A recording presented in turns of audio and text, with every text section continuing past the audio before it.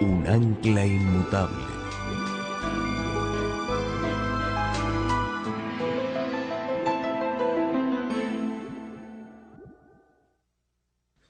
Nuestro Padre, nuestro Dios, gracias te damos por el gran privilegio de reunirnos aquí a la mitad de la tarde para estudiar tu palabra, para escuchar tu voz.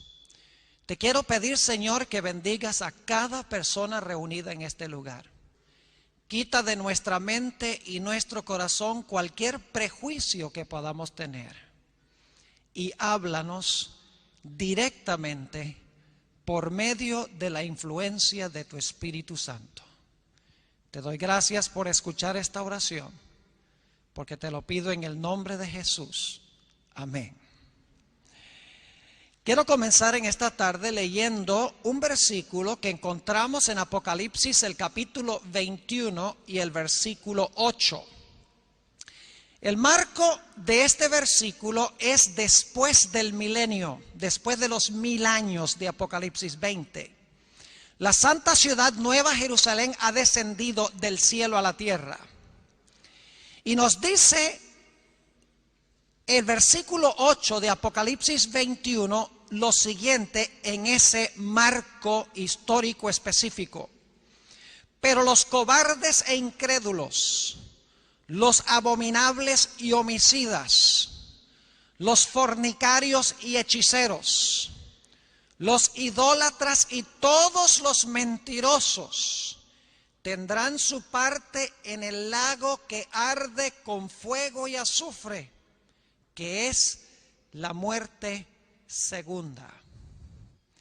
Este versículo habla del castigo que se menciona en el mensaje del tercer ángel. Ahora nos estamos adelantando un poco en los temas de la tarde a la secuencia que estamos llevando, porque todavía no hemos hablado del mensaje del tercer ángel, pero el mensaje del tercer ángel está conectado con el del primero. El primer ángel nos dice: teme a Dios, dale gloria a Dios, adora a Dios, para que cuando el castigo de Dios sea derramado sobre la tierra, en el mensaje del tercer ángel, tú no tengas que sufrir ese castigo que va a venir sobre, como dice aquí, los impenitentes, los abominables y homicidas, los fornicarios y hechiceros, los idólatras y todos los mentirosos. Dios no quiere que nosotros estemos en esa categoría. Así que Dios da el mensaje del primer ángel para que nosotros podamos huir de esas características. Pero Dios dice que si nosotros no aceptamos el mensaje del primer ángel, vamos a sufrir el castigo que se menciona en el mensaje del tercer ángel. Y ese castigo tiene que ver con el fuego y con el azufre que cae del cielo sobre los impenitentes. Ahora quisiera ir a Apocalipsis, el capítulo 6 y el versículo 17, un versículo muy importante. Los versículos anteriores hablan de la segunda venida de Jesús. Y culmina este pasaje en el versículo 17 con una gran pregunta. Si ustedes leen los versículos anteriores, van a notar que dice que los impíos se van a esconder en las cuevas y van a rogar que las piedras caigan sobre ellos. Cuando este pasaje termina describiendo el terror de aquellos que rechazaron a Jesús, de aquellos que rechazaron el mensaje del primer ángel y del segundo ángel, el pasaje termina con una pregunta: porque el gran día de su ira ha llegado, ¿y quién podrá sostenerse en pie? Es decir, cuando el Señor Jesucristo venga, ¿quién podrá estar en pie y decir: he aquí, este es nuestro Dios, le hemos esperado y Él nos salvará, más bien que esconderse en las cuevas y rogar que las piedras caigan sobre ellos? ¿Quiénes escaparán el castigo del fuego y azufre, de lo cual leímos al comienzo de nuestro estudio en esta tarde? La Biblia tiene una respuesta clara. Y para entenderla necesitamos regresar al primer libro de la Biblia, el libro de Génesis, el capítulo 13 y quiero leer el versículo 10. Vamos a hablar unos pocos minutos sobre dos ciudades y otras ciudades también circunvecinas que fueron destruidas por el fuego y el azufre de Dios ya en el desarrollo histórico. Es decir, el fuego y el azufre ya han caído una vez, según la Sagrada Escritura. Y lo que pasó con Sodoma y Gomorra nos va a ayudar a entender el castigo final que va a caer sobre los impenitentes. Génesis 13:10 describe la condición del valle del Jordán antes de que estas ciudades fueran destruidas por Dios. Dice en el versículo 10, y alzó Lot sus ojos y vio toda la llanura del Jordán, que toda ella era de riego, como el huerto de Jehová. El huerto de Jehová es el huerto del Edén. Dice, como el huerto de Jehová, como la tierra de Egipto en la dirección de Zoar, antes que destruyese Jehová a Sodoma y a Gomorra. Es decir, el valle del Jordán, a donde estaban las ciudades de Sodoma y Gomorra, era como un paraíso, era como el huerto del Edén. Abundante, fértil, verde, hermoso, lleno de burbujeante vida.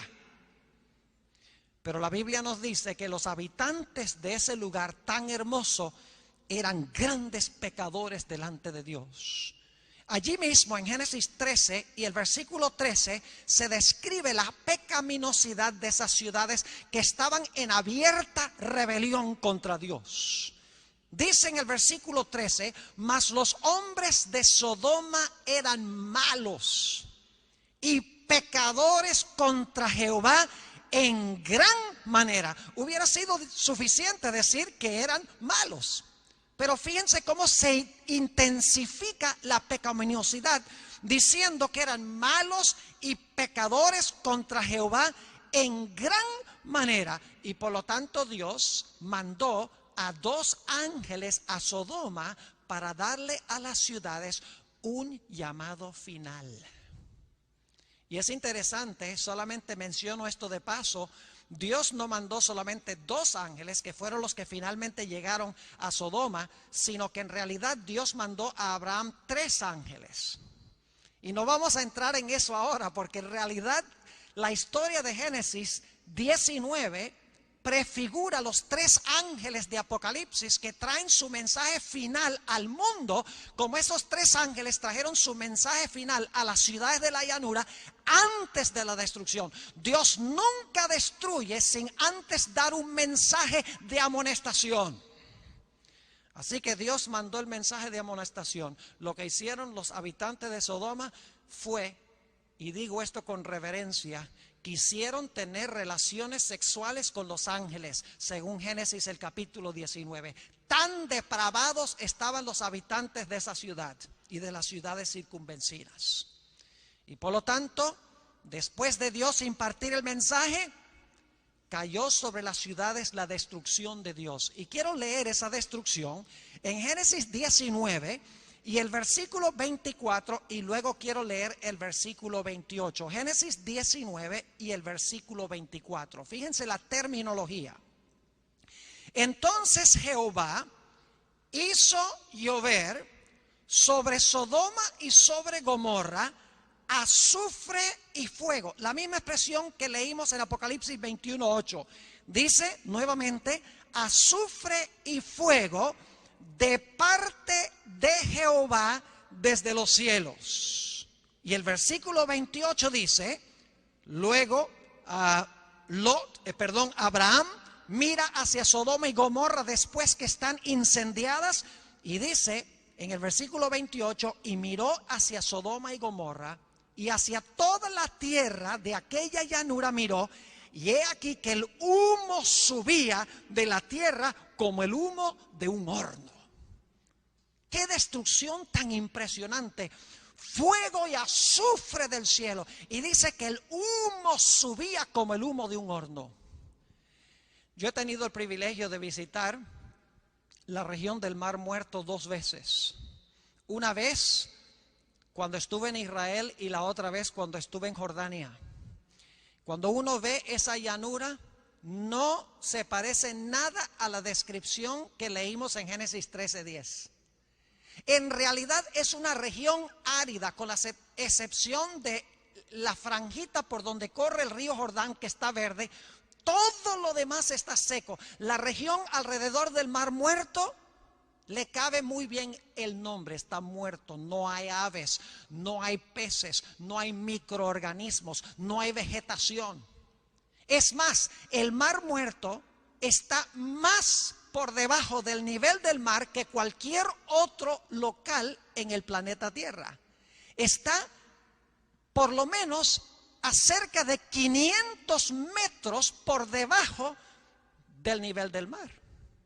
Lo cual significa que el fuego que Dios llovió sobre ese lugar fue tan poderoso que hizo una gigantesca caverna en ese valle, que hace que el valle ahora esté 500 metros aproximadamente debajo del nivel del mar. ¿Cuán potente fue ese fuego y ese azufre? Fue tan potente que según la Sagrada Escritura, en Judas, que es el librito que se encuentra inmediatamente antes del libro de Apocalipsis, Judas 7 nos dice que las ciudades fueron destruidas con fuego eterno. Quiero leer el versículo. Dice: como Sodoma y Gomorra y las ciudades vecinas, las cuales de la misma manera que aquellos, habiendo fornicado e ido en pos de vicios contra naturaleza, fueron puestas por ejemplo, sufriendo el castigo del fuego eterno. Fíjense que la Biblia dice que el fuego que destruyó a Sodoma y Gomorra fue fuego eterno. El fuego y el azufre lo describe Judas 7 como fuego eterno. Y sin embargo ahora tenemos un problema, porque en 2 de Pedro, el capítulo 2 y el versículo 6, encontramos las siguientes palabras. 2 de Pedro, el capítulo 2 y el versículo 6, hablando de las mismas ciudades de Sodoma y Gomorra. Y si condenó por destrucción a las ciudades de Sodoma y de Gomorra, reduciéndolas a ceniza y poniéndolas de ejemplo a los que habían de vivir impíamente. Dice que las ciudades de Sodoma y Gomorra fueron reducidas a ceniza y sin embargo fueron quemadas con fuego eterno. Ahora, ¿cómo entendemos nosotros esto? ¿Cuántos de ustedes alguna vez han tratado de quemar cenizas? ¿Cuántos han ido al supermercado para comprar cenizas como combustible? Dice: pastor, nadie puede quemar cenizas porque todo lo que hay para quemar ya se consumió. Y así es. ¿Cómo es que Sodoma y Gomorra fueron destruidas con fuego eterno, como leímos, y sin embargo fueron reducidas a cenizas? Es decir, se apagaron. Aparentemente el fuego se apagó. Ahora déjenme decirles que la interpretación tradicional de la iglesia adventista, y esta es una institución adventista, sé que muchos de ustedes no son, pero doy gloria a Dios de que la mayoría de los alumnos de esta institución aman a Dios, han encomendado sus vidas a Dios. No todos vemos todas las cosas por igual, crecemos en nuestro conocimiento.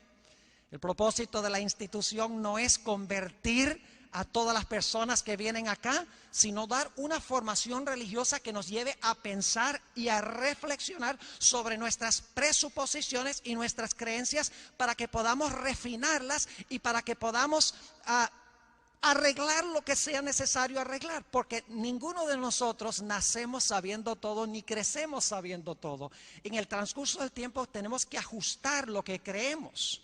A mí me ha tocado muchas veces, aún en los últimos años, pensaba que entendía un concepto bíblico y me ha tocado ajustar mi comprensión de ese tópico, porque me he dado cuenta que mi conocimiento anterior era parcial, que no era completo. Todos los días crecemos en nuestro conocimiento. ¿Cómo entendemos que las ciudades fueron destruidas con fuego eterno y sin embargo fueron reducidas a ceniza? La interpretación tradicional de la iglesia adventista, que dicho sea de paso es una buena interpretación, pero creo yo que es incompleta, es que el fuego que destruyó a Sodoma y Gomorra fue eterno en el sentido de que produjo resultados eternos. Es decir, el fuego que destruyó a Sodoma y Gomorra destruyó para siempre a esas ciudades, porque las ciudades fueron destruidas y nunca más se van a edificar. Es decir, el fuego produjo resultados eternos. Fue fuego eterno en el sentido de que redujo a ruinas las ciudades para siempre. Ahora, esa explicación es buena, pero es incompleta. Porque el fuego que destruyó a Sodoma y Gomorra todavía se está quemando hoy. Y ustedes dicen, pastor, se acaba de contradecir. Porque dijo que las ciudades fueron reducidas a cenizas. Las ciudades se apagaron. ¿Cómo dice que el fuego que destruyó a Sodoma y Gomorra aún arde hoy? Aún está ese fuego encendido hoy. Vamos a ver lo que dice la Biblia en cuanto a esto. Es cierto que las ciudades que el fuego quemó se apagaron, pero el fuego no se apagó. El fuego sigue ardiendo. Vayan conmigo a Deuteronomio, el capítulo 4 y el versículo 24. Deuteronomio, el capítulo 4 y el versículo 24. Un texto muy importante para la comprensión de lo que estamos estudiando en esta tarde. Y vamos a leer el versículo 23 para captar el contexto. Dice Dios a Israel: guardaos, no os olvidéis del pacto de Jehová vuestro Dios, que Él estableció con vosotros, y no os hagáis escultura o imagen de ninguna cosa que Jehová tu Dios te ha prohibido. Es decir, no adores a otros dioses, no tengas imágenes. Y luego da la razón por la cual no se debe practicar idolatría. Dice, porque Jehová tu Dios es fuego consumidor. ¿Qué es Jehová?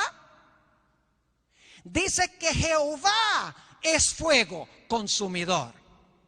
Noten también lo que dice el Nuevo Testamento, el libro de los Hebreos, el capítulo 12, Hebreos el capítulo 12. Y quiero leer el versículo 28 y 29, Hebreos 12, 28 y 29. Dice, así que, recibiendo nosotros un reino inconmovible, tengamos gratitud y mediante ella sirvamos a Dios, escuchen bien, sirvamos a Dios agradándole con temor y reverencia. Anoche leímos ese texto. Debemos servir a Dios con temor y con reverencia. ¿Por qué razón? Versículo 29. Porque nuestro Dios es fuego consumidor. Es decir, el fuego consumidor es Dios. Ahora yo quiero preguntar, ¿por cuánto tiempo ha existido Dios? Por 6,000 años, ¿verdad? Desde que destruyó Sodoma y Gomorra ha existido Dios. Claro que no. La Biblia dice que Dios es eterno. Es decir, por la eternidad Dios ha sido un fuego consumidor. No significa que literalmente Él son llamas de fuego. Lo que quiere decir es que la gloriosa presencia de Dios es como fuego consumidor, es como fuego abrasador contra el pecado. Y cuando Dios quita la nube que oculta su gloria, el resultado es destrucción con fuego, porque Dios es fuego consumidor. Es decir, el fuego todavía está ardiendo hoy porque el fuego es Dios. Vamos a Éxodo 24 para entender un poco mejor esto. Éxodo el capítulo 24 y el versículo 16 y 17. Éxodo 24 y el versículo 16 y 17 nos va a ampliar este punto. Dice allí lo siguiente, y escuchen bien: y la gloria de Jehová reposó sobre el monte Sinaí. ¿Qué fue lo que reposó sobre el monte Sinaí? La gloria de Jehová. Y la nube, ¿qué hizo? Y la nube lo cubrió por 6 días. Es decir, la gloria de Jehová no se manifestó plenamente, sino que su gloria estaba oculta detrás de una nube. Porque si no hubiera estado la nube, todo el pueblo hubiese sido destruido. Dice, y la nube lo cubrió por 6 días. Y al 7º día llamó a Moisés de en medio de la nube. Y la apariencia de la gloria de Jehová era como un ¿qué? Como un fuego abrasador en la cumbre del monte a los ojos de los hijos de Israel. Noten que el fuego de Dios es su gloria. Y Dios siempre ha tenido esa gloria. La gloria de Dios siempre ha sido como un fuego consumidor. Por eso es que el Señor Jesucristo, cuando vino a esta tierra, ocultó su gloria debajo de un cuerpo humano. Porque si Jesús hubiera venido a este mundo con la gloria que Él tenía con su Padre, antes que el mundo fuese, todos los seres humanos hubiesen sido destruidos en vez de salvarlos. Y por lo tanto el Señor Jesucristo veló su gloria dentro de un tabernáculo o de un cuerpo humano, como Dios cubrió su gloria con una nube en el monte Sinaí. Pero cuando Dios retiraba la nube, inmediatamente manifestaba su gloria, la luz gloriosa que le pertenece, y venía la destrucción. Ahora, ¿qué pasa con los impíos al final cuando Dios revela su gloria? Cuando Dios se revela como fuego consumidor, como dice la Biblia. Vamos a leer en el libro de Malaquías el capítulo 4 y el versículo 1 y también el versículo 3. Malaquías el capítulo 4 y el versículo 1 y vamos a leer también el versículo 3. Aquí están hablando de la venida de Jesús. Y dice, porque he aquí viene el día ardiente como un horno. Y todos los soberbios y todos los que hacen maldad serán estopa. Aquel día que vendrá los abrazará, ha dicho Jehová de los ejércitos, y no les dejará ni raíz ni rama. Es decir, no va a quedar nada. La raíz es Satanás y las ramas son los que han escogido a Satanás. Es como Jesús dijo, yo soy la vid, vosotros los pámpanos. Jesús tiene el aspecto de la vid y sus seguidores son los pámpanos. Pues Satanás es la raíz y sus seguidores son las ramas. Y dice aquí que cuando venga ese día, como ardiente como un horno, dice que no va a dejar de los impíos ni raíz ni rama. Es más, el versículo 3 de ese mismo capítulo dice, hollaréis a los malos, los cuales serán ceniza bajo las plantas de vuestros pies. Es decir, los impíos serán reducidos a cenizas por el fuego abrasador, al igual que los habitantes de Sodoma y de Gomorra fueron reducidos a cenizas también por el fuego y el azufre de la gloria de Dios cuando Dios retiró la nube, por así decirlo, que lo cubría y reveló su gloria a las ciudades de Sodoma y Gomorra y fueron destruidas. La Biblia también nos habla en cuanto al destino de Satanás. Leímos aquí en Malaquías 4 que la raíz y las ramas serían destruidas, serían reducidas a cenizas. Pero hay otro texto que habla más específicamente de Satanás. Es una profecía en cuanto al inicio del mal en el cielo con un personaje que se llamaba Lucifer. En Ezequiel el capítulo 28 y el versículo 18 y 19 encontramos una descripción de la destrucción final de Satanás. Dice allí en el versículo 18, hablando de este ser, con la multitud de tus maldades y con la iniquidad de tus contrataciones profanaste tu santuario. Yo pues saqué fuego de en medio de ti, el cual te consumió, y te puse en ceniza sobre la tierra a los ojos de todos los que te miraran. Fíjense, reducido este personaje Lucifer que pecó contra Dios a ceniza. Sigue diciendo en el versículo 19, todos los que te conocieron de entre los pueblos se maravillarán sobre ti. Espanto serás y para siempre dejarás de ser. cenizas. Para siempre dejará de ser.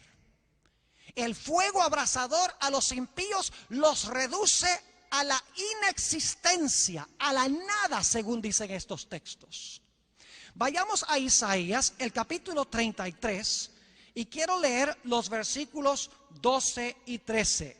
Isaías, el capítulo 33, y los versículos 12 y 13. Está hablando aquí de la destrucción de los impíos. Y fíjense lo que dice la Sagrada Escritura. Y los pueblos serán como cal quemada, como espinos cortados serán quemados con fuego. Oíd los que estáis lejos lo que he hecho, y vosotros los que estáis cerca conoced mi poder. Los pecadores se asombraron en Sión, espanto sobrecogió a los hipócritas. Dice aquí que los impíos serán como cal quemada, como espinas quemadas. Serán reducidos, en otras palabras, a cenizas. Ahora les voy a decir algo que va a ser probablemente sorpresivo para la mayoría de los que están aquí, incluyendo los adventistas. Escuchen bien. La mayoría de las iglesias cristianas hoy en día enseñan que los impíos van a terminar en el infierno y se van a quemar y a quemar y a quemar por los siglos sin fin en las llamas del infierno. Pero ¿saben lo que enseña la Biblia? La Biblia enseña que son los justos los que van a vivir en las llamas del fuego para siempre. ¿Qué? ¿Es esta nueva luz? ¿Será esta una herejía? Que los que van a vivir en medio de las llamas para siempre serán los justos y no los malos. Ya vimos que los malos son reducidos a cenizas. Ellos no pueden vivir en medio de las llamas. Noten lo que sigue diciendo en Isaías 33. Y el versículo 14, la segunda mitad del versículo dice: ¿quién de nosotros morará con el fuego consumidor? ¿Quién de nosotros habitará con las llamas eternas? Seguid la paz con todos y la santidad sin ansia de violencias. El que sacude sus manos para no recibir cohecho, el que tapa sus oídos por no oír propuestas sanguinarias, el que cierra sus ojos para no ver cosa mala. ¿Quiénes son esos? ¿Los justos o los injustos? Los justos. ¿Quiénes son los que van a habitar, según este texto, con el fuego consumidor? ¿Quién de nosotros habitará con las llamas eternas? No son los impíos, sino los justos, porque las llamas reducirán a los impíos a cenizas, pero los justos tendrán un carácter a prueba de fuego y podrán habitar en la presencia gloriosa de Dios para siempre, a pesar de que Dios es fuego consumidor. Sigue diciendo en el versículo 17: tus ojos verán al Rey en su hermosura. Ese Rey es Jesús. Tus ojos verán al Rey en su hermosura. Verán la tierra que está lejos. La tierra que está lejos es el cielo. El Rey es Jesús. Dice que verán los hijos de Dios que habitarán con las llamas eternas en medio del fuego consumidor, en la presencia gloriosa de Dios. Dice que verán al Rey en su hermosura. Verán la tierra que está lejos. Los impíos no pueden habitar en la presencia de un Dios santo. La gloria de Dios los consumiría en un instante. Por esa razón ahora Dios nos ha dado el mensaje del primer ángel para que se consuma en nuestra vida el pecado, para que desarrollemos un carácter a semejanza del carácter de Jesús, para que cuando Jesús venga, nosotros reflejemos el carácter de Cristo, de tal manera que la gloria de Dios que destruye el pecado, no nos destruya a nosotros, porque de antemano el pecado ha sido consumido en nuestra vida por el Espíritu de Dios.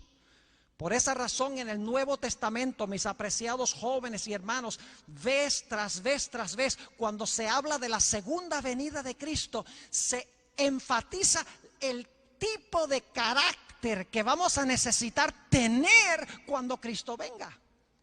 Porque la Biblia dice, el gran día de su ira es venido. ¿Quién podrá estar firme? ¿Quién podrá habitar con las llamas eternas? ¿Quién podrá estar en la presencia de aquel cuya gloria es fuego consumidor? Solo aquel que tenga un carácter a semejanza del carácter de Él. Por eso el mensaje del primer ángel dice, teme a Dios.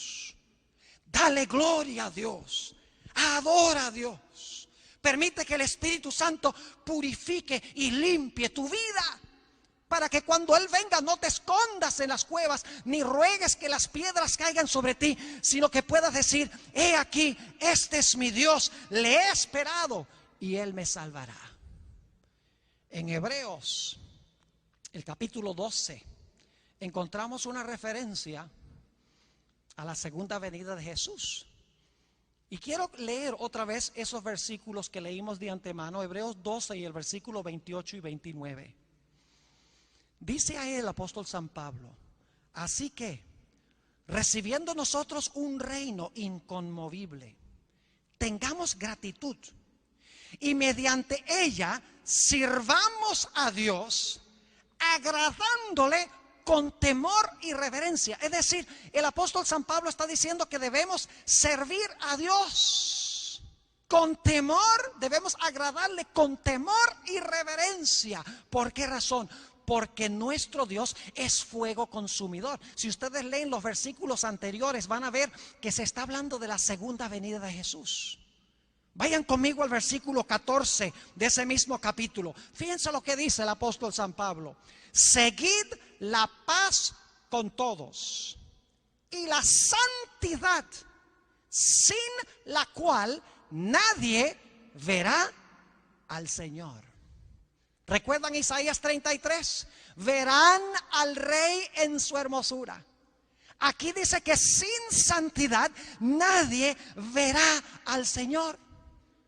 En Mateo 5 y el versículo 8 dice, bienaventurados los de limpio corazón, porque ellos verán a Dios.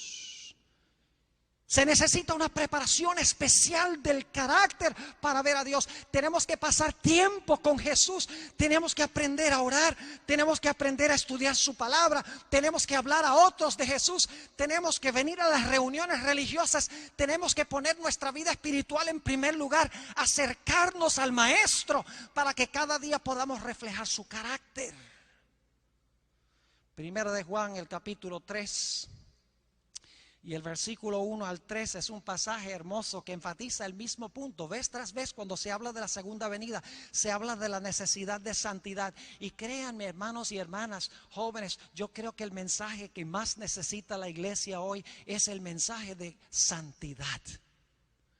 Porque mucho se habla hoy en la iglesia cristiana, Cristo salva, Cristo te perdona, Cristo te acepta como eres. Yo creo todo eso. Cristo nos salva, Cristo nos perdona, Cristo nos acepta como somos, pero Cristo no nos deja como somos. Te recibe como eres, con todos tus pecados y con todos tus defectos. Te perdona, te mira como si nunca hubieras pecado, pero luego te toma en sus manos y te empieza a moldear y a purificar el carácter, a limpiar el carácter de día en día, a medida que pasas tiempo con Jesús, para que cuando Él venga, como dice la Biblia, estemos sin mancha ni arruga ni cosa semejante. Primera de San Juan, el capítulo 3 y el versículo 1 al 3. Es un pasaje hermoso, dice, mirad cuál amor nos ha dado el Padre, para que seamos llamados hijos de Dios. Por esto el mundo no nos conoce, porque no le conoció a Él. Amados, ahora somos hijos de Dios, y aún no se ha manifestado lo que hemos de ser. Pero sabemos que cuando Él se manifieste, escuchen bien, seremos semejantes a Él, porque le veremos, fíjense otra vez el énfasis en los ojos, porque le veremos tal como Él es. ¿Qué debemos hacer en preparación para verlo como Él es? ¿Qué necesitamos hacer para ser semejantes a Él cuando Él venga? Versículo 3. Y todo aquel que tiene esta esperanza en Él, es decir, la esperanza de la venida de Jesús, se purifica a sí mismo como Él también es puro. Tenemos una obra de purificación que debemos permitir que el Espíritu Santo haga en nuestra vida. Créanme que si todos los que estamos aquí tuviéramos ese Espíritu Santo, sacudiríamos literalmente a las naciones a las cuales pertenecemos con el mensaje precioso de Dios para este mundo. Pero lamentablemente en gran medida estamos escondiendo el mensaje, estamos sentados sobre el mensaje, no estamos haciendo nada con él, a pesar de que estamos viviendo en el umbral mismo, a la orilla misma del precipicio de grandes eventos tormentosos que vienen sobre este mundo. Hemos descuidado la preparación necesaria. Los impíos no pueden vivir en la presencia de Jesús.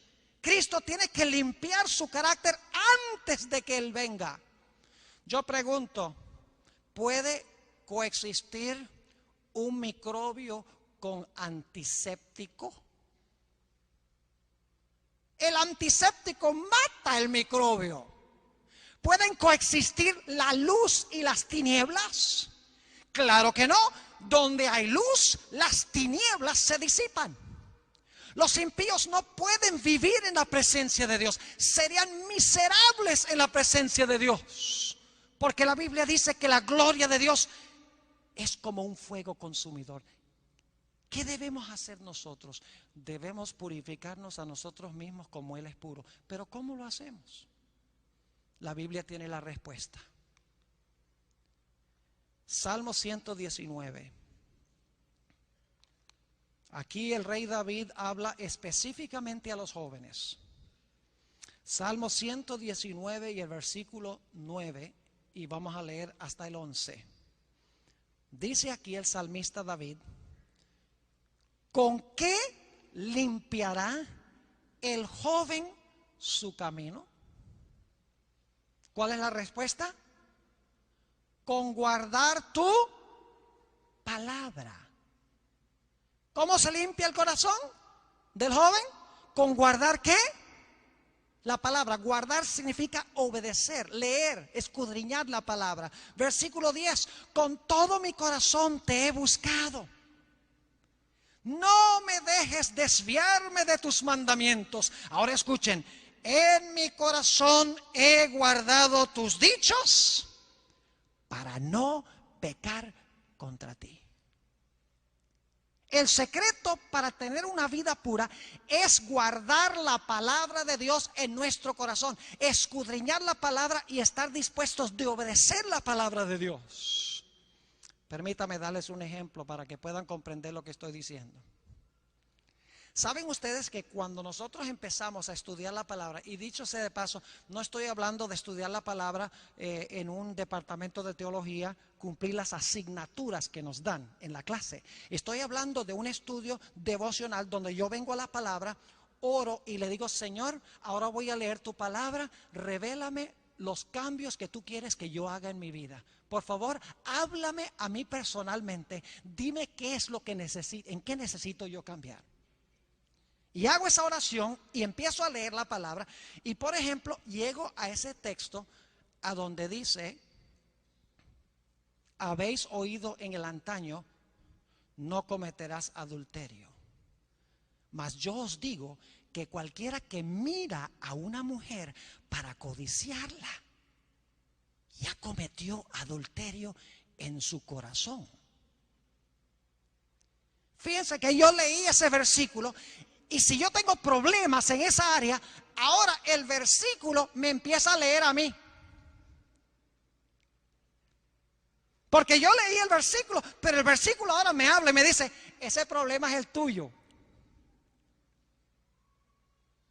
¿Me explico?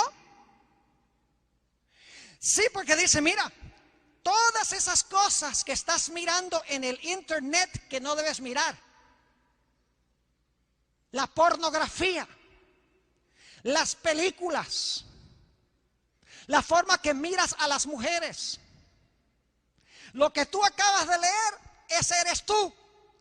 Yo empiezo leyendo la Biblia y ahora la Biblia me empieza a leer a mí y me revela lo que soy. Me revela la necesidad que tengo de limpieza.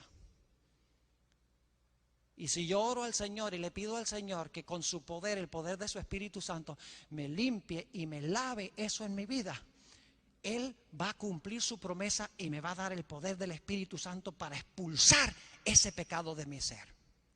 Pero no sucede al menos que esté leyendo la Biblia con oración, con un corazón abierto, con sinceridad, teniendo, como dice la Biblia, hambre y sed de justicia, de ser semejante a Jesús. Cuando vamos a la Biblia debemos decir, Señor, yo soy pecador, muéstrame mis defectos, muéstrame dónde estoy fallando. Yo quiero ser más y más como Jesús. Y Señor, quítame aquello que impide una comunión contigo. Limpia mi vida. Así debemos estudiar la palabra de Dios. Así escondemos los dichos de Dios en nuestro corazón para no pecar contra Él. El libro de los Efesios, el capítulo 5, nuestro penúltimo texto de esta tarde. Efesios, el capítulo 5 y el versículo 25. Un pasaje bien conocido nos dice: maridos, amad a vuestras mujeres, así como Cristo amó a la iglesia y se entregó a sí mismo por ella. Escuchen bien, se entregó por ella no solamente para perdonarla, sino que dice para santificarla, habiéndola purificado en el lavamiento del agua por la palabra, a fin de presentársela a sí mismo una iglesia gloriosa, que no tuviese mancha, ni arruga, ni cosa semejante, sino que fuese santa y sin mancha. Así serán aquellos que reciben el mensaje del primer ángel. Van a temer a Dios, le van a dar gloria, le van a rendir adoración, van a guardar su ley, porque aman a Dios. Y así cuando Cristo venga, van a poder habitar para siempre en la presencia de un Dios santo, quien es fuego consumidor. Habitarán con las llamas eternas, por así decirlo, y podrán disfrutar de plena comunión con el Maestro por los siglos de la eternidad. Uno de mis textos favoritos es 2 de Corintios 3 y el versículo 18. Lo leímos esta mañana, la mayoría probablemente no estuvieron, así que voy a leerlo de nuevo. 2 de Corintios, el capítulo 3 y el versículo 18 nos da el secreto de la victoria sobre el pecado. A veces tratamos de ganar la victoria sobre el pecado luchando contra el pecado. Y hacemos listas. Ay, me fue mal con el pecado hoy. Y luchamos contra el pecado. La solución para vencer el pecado no está en luchar contra el pecado, sino mirar al Salvador. Porque mirando a Jesús somos transformados. Mirando a Jesús en su palabra, nuestro carácter es santificado y purificado para poder habitar en la presencia de un Dios santo. Dice allí en 2 de Corintios, el capítulo 3 y el versículo 18, las siguientes palabras: por tanto nosotros todos, mirando a cara descubierta como en un espejo la gloria del Señor. Mire, estamos mirando la gloria del Señor. ¿Somos qué? Transformados. Mirando la gloria de Jesús en su palabra, somos transformados. La palabra que se usa aquí es metamorfoo, de donde viene nuestra palabra en español metamorfosis. Una metamorfosis es extraordinaria. Un gusano cambia a una mariposa. ¿En qué se parecen? Casi en nada. Así, si tú eres pecador, si tienes luchas en tu vida con el pecado, Jesús te puede cambiar de un pecador a un santo, contemplando a Jesús en su palabra y pidiendo que Él limpie tu vida. Dice, somos transformados de gloria en gloria, en la misma imagen, como por el Espíritu del Señor. ¿Quiénes habitarán con el fuego abrasador? ¿Quiénes habitarán con las llamas eternas? Aquellas personas que son limpios de corazón y limpios de manos, porque han permitido que Jesús, a través de su palabra, venga y limpie la vida. Estos verán al Rey en su hermosura, verán la tierra que está lejos. Quiero preguntar en esta tarde, ¿hay alguien aquí en esta tarde que quiere decirle al Señor Jesús, Señor Jesús, hay cosas que yo tengo en mi corazón, que yo tengo en mi vida, que yo quiero que tú limpies? Yo quiero leer tu palabra y quiero que tú me muestres esas cosas que me separan de ti. Y yo quiero, Señor, no solo que me muestres esas cosas que necesitan cambiar, sino que a través del poder de tu Espíritu Santo, tú expulses y limpies esas cosas de mi vida. ¿Hay alguien en esta tarde que quiere que yo tenga una oración para pedirle esto a Jesús? Que limpie algo de tu corazón. Levanta la mano y déjala levantada. Pues yo quiero tener una oración especial para ti. No levantes la mano nada más por levantarla, pero si tienes una lucha con el pecado, no significa que es un pecado súper grave, súper terrible, pero con ciertas cosas en tu vida que es una lucha constante que te gustaría vencer, y quieres que yo tenga una oración en esta tarde para que Dios te ayude a vencer eso, levanta la mano, porque voy a tener una oración ahora. Gloria a Dios. Oremos. Padre celestial, sabemos que tú eres un Dios de amor, pero tu gloria es fuego consumidor. Por eso es que en tu amor nos has revelado en tu palabra cómo podemos preparar un carácter a prueba de fuego, para que como Shadrach, Mesach y Abednego podamos caminar en medio del fuego sin ninguna preocupación. Tú has visto en esta tarde las manos levantadas, personas que tienen luchas con el pecado en la vida, que quieren vencer esos pecados. Señor, yo me agrego a esa lista. Te ruego, Señor, que cada momento nos reveles a través de tu palabra nuestros defectos, dónde necesitamos cambiar. Y Señor, danos una abundante porción de tu Espíritu Santo para que pueda expulsar esos pecados de nuestra vida, para que cuando Cristo venga podamos ser de esos que son de limpio corazón y podamos ver a Dios. Gracias, Señor, por escuchar nuestra oración. Te lo pedimos en el nombre de Jesús. Amén.